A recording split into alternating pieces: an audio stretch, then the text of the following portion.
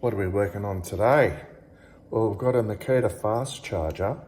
It's got a few little features in it, and we'll show you them now. So you can see it's charged. The green light's flashing.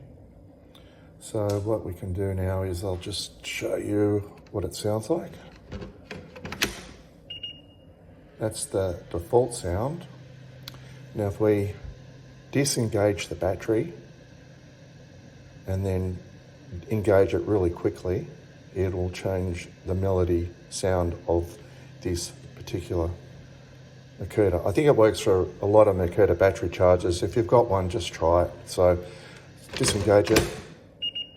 There's one. It's a second, it's a long beep. That's the next one.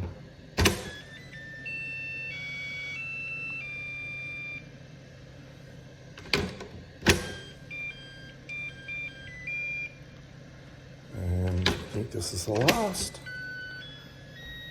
Take me to the ballpark. So if I leave that, it should play its full tune after it's charged. It hasn't.